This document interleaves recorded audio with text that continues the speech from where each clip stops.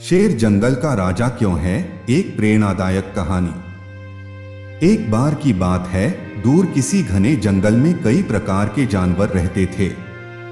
इस जंगल में हाथी, गेंडा, भालू, तेंदुआ, हिरण और बहुत से पक्षी और अन्य प्राणी बसे थे।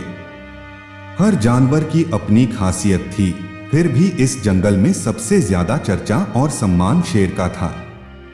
शेर को सभी जानवर जंगल का राजा कहते थे, लेकिन सवाल यह था कि आखिर शेर को ही क्यों राजा कहा जाता है। यह सवाल अक्सर जंगल के अन्य जानवरों के मन में उठता था।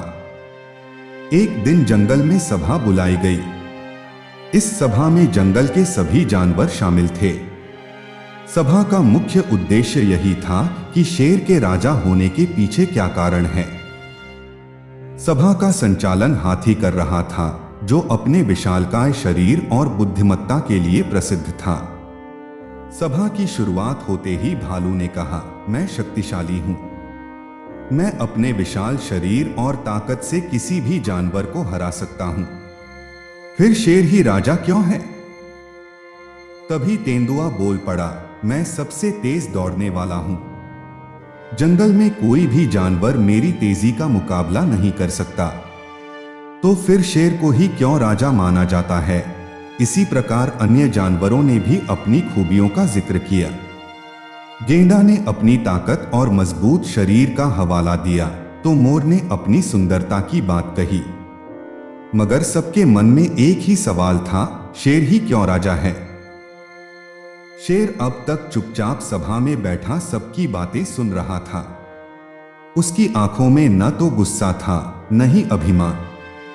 आखिरकार जब सब जानवर अपनी बातें कह चुके, तो शेर धीरे धीरे उठकर खड़ा हुआ। उसकी चाल में आत्मविश्वास था, लेकिन कोई अहंकार नहीं।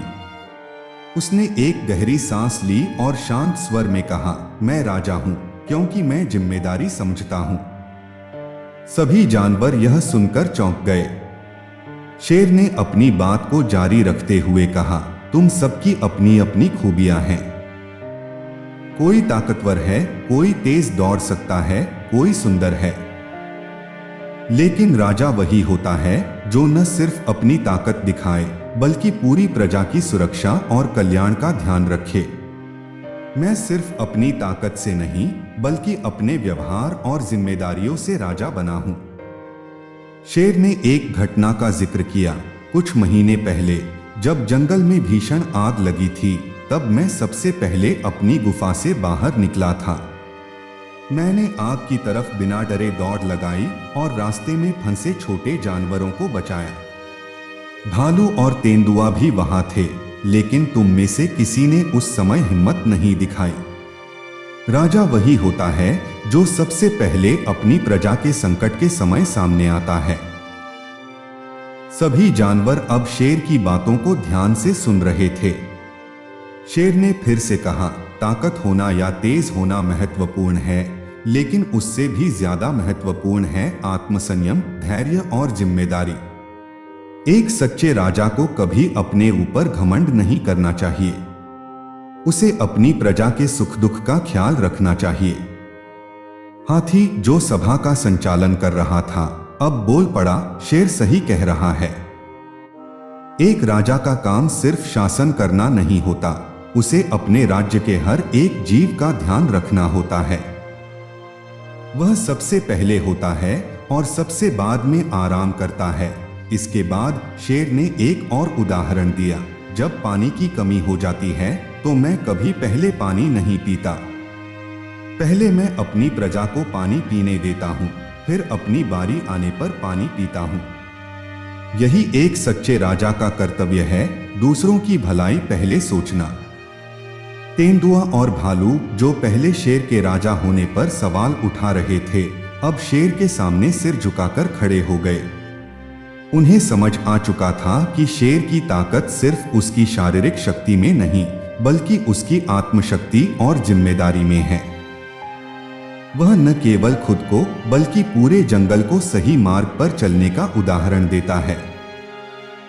शेर ने सभा के अंत में कहा, अगर तुम में से कोई राजा बनना चाहता है, तो सबसे पहले यह समझना होगा कि राजा का असली अर्थ क्या है। यह सिर्फ शक्ति या सुंदरता का सवाल नहीं है, बल्कि यह आत्मविश्वास, धैर्य और दूसरों के प्रति करुणा का सवाल है। सभा खत्म होने के बाद सभी जानवरों ने शेर को उसकी बुद्धिमानी और जिम्मेदारियों के लिए सम्मानित किया। शेर का यह उदाहरण जंगल के सभी प्राणियों के लिए प्रेरणा बन गया। अब किसी के मन में शेर के राजा होने को लेकर कोई संदेह नहीं था। शेर की निस्वार्थ सेवा और त्याग ने उसे जंगल का सच्चा राजा बनाया था। यह कहानी हमें यह सिखाती है कि सच्चा नेता वही होता है जो दूसरों की सेवा और सुरक्षा के लिए तत्पर हो, जो अपनी ताकत और शक्ति का सही उपयोग करे और सबसे महत्वपूर्ण, जो अपने कर्तव्यों को समझे और उन्हें निभाए। राजा बनने का मतलब केवल शासन करना नहीं होता, बल्कि उसे अपनी प्रजा की हर परिस्थिति में मार्गदर्शन करना भी होता है। शेर न केवल अपनी ताकत के कारण, बल्कि अपने आत्मसंयम और कर्तव्यपरायणता के कारण जंगल का राजा है। यही कारण है कि शेर को जंगल का राजा कहा जाता है, और उसकी यह कहानी हमें यह प्रेरणा देती है कि नेतृत्व का असली मापदंड शक्ति नहीं, बल्कि जिम्मेदारी होती है।